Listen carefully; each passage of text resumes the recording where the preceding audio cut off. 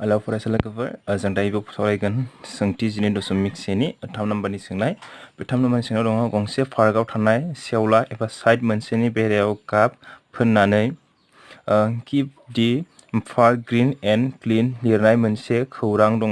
सावगारि 12.10 गाब फोननाय बेरानि आखान्थिफोरा 15 मिटार 11 मिटार आरो 6 मिटार गाब फोननायनि दब्लायथि दिहुन।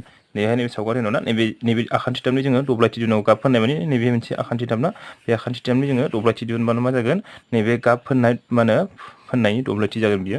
जों दाना बानायनोसै जों बेवहाय बानायनोसै गाब फोननायनि आखान्थिफोरखौ जों हमना लाबाय। जों आखान्थिफोरनि मानखौ हमना लाबाय। जोङो हमबाय बेनि मानखौ जोङो लाबाय 15 बिनि मानखौ 11 सरि मिटार बेवहाय 11 मिटार आरो मा जाबाय सि खौ जोङो 6 मिटार हमना लाबाय।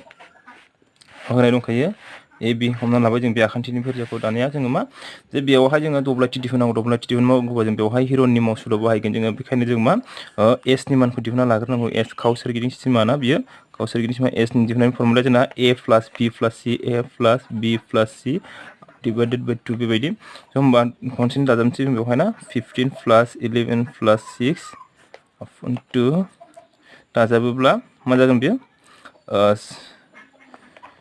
21 बा 30 so 15 21 16 sorry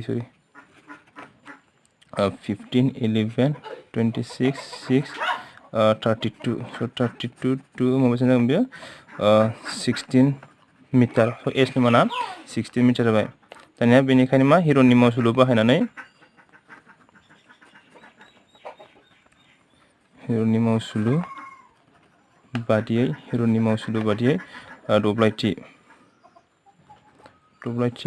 इक्वल टु मा जायो जोंना फर्मुलाया एस माने एस इनटु जायो एस नि माना 16 ओमफ्राय एस माइनास ए होमबा 16 माइनास 15 एस माइनास बि माने 16 माइनास 11 एस माइनास सि होमबा 16 माइनास 6 होमबा 16 इनटु माइनास खालामबा 1 इनटु 5 इनटु 10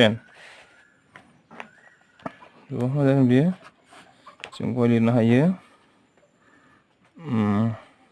16 इनटु 5 इनटु 25 सरि नैखौहाय जों मा होनो सिफायनो हायोमोन जोंना 16 खौ सिफायनांगौ जोङो स' होमबा बेवहाय 16 निया 4 जायो 4 फैगोन 16 निया 16 बरोबर 4 फैगोन सानजाबदों नालाय बेखायनो बाया जरा बेखायनो 5 फैगोन बेवहाय 2 थागोन स' बेसेबां जागोन बे होमबाथाय 20√2 मिटार स्कुवेर जागोन बेयो 20√2 मिटार स्कुवेर होमबा बेनो जाबाय गासै गाब फोननायनि दब्लायथि। बेनिखायनो दिहुननो गोनां गाब फोननायनि दब्लायथिया 20√2 मिटार स्कुवेर।